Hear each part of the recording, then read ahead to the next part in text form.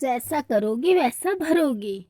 एक बुढ़िया थी, उसका एक ही बेटा था। वह हमेशा यही सपने देखती थी कि उसके बेटे का विवाह होगा तो बेटा और बहू दोनों मिलकर उसकी बहुत सेवा करेंगे और उसे घर का भी काम नहीं करना पड़ेगा। धीरे धीरे वह दादी बन जाएगी और उसका घर स्वर्ग बन जाएगा।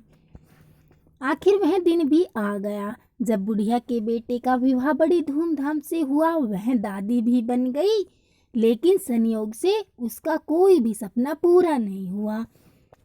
बुढ़िया का बेटा तो सुबह काम पर चला जाता और पोता स्कूल चला जाता, तब बहू उसके साथ बहुत बुरा व्यवहार करती।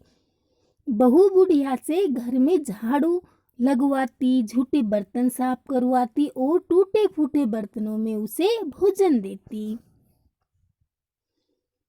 शुरू में तो बहू अपने पति और बेटे के पीछे ही बुढ़िया से झगड़ती, लेकिन धीरे धीरे वह अपने पति के सामने भी बुढ़िया का अपमान करने लगी। एक दिन टूटे बर्तन में बुढ़िया को भोजन करते देखकर उसके बेटे को बहुत दुख हुआ। उसने अपनी माँ का पक्ष लेते हुए अपनी पत्नी को बहुत डांटा। पति पत्नी दोनों में बहुत कहासुनी हो गई। धीरे धीरे बुढ़िया के बेटे ने भी पत्नी का विरोध करना छोड़ दिया। धीरे धीरे पोता बड़ा होने लगा तो वह अपनी माँ का विरोध करने लगा।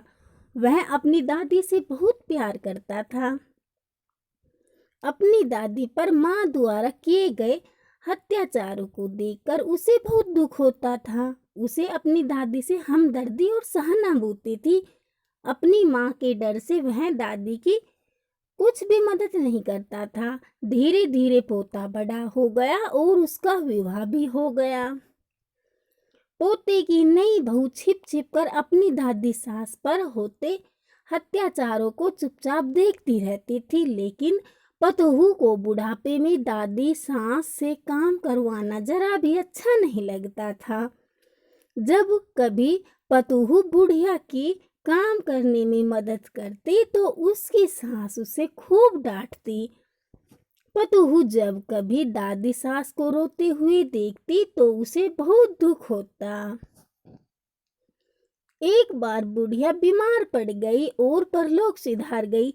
अब बुढ़िया की बहू पतोहू से ही घर का सारा काम कराती और उसके साथ अभद्र व्यवहार करती। जब पतोहू ने देखा कि उसकी सास दादी सास की तरह ही उस पर भी अत्याचार कर रही है तो उसने बदला लेने की ठान ली।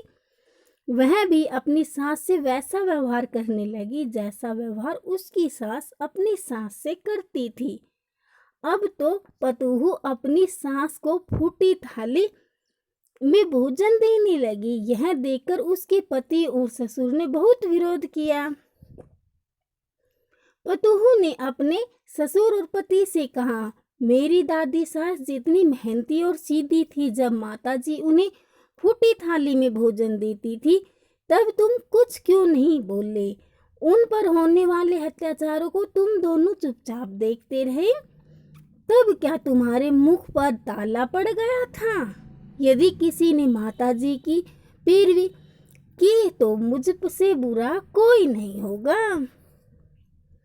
पतोहू की बातें सुनकर उसका पति और ससुर कुछ नहीं बोले। उन्होंने भी उसका विरोध करना छोड़ दिया। ससुर को अपनी पत्नी के साथ अभद्र व्यवहार देखकर बहुत गुस्सा भी आता था।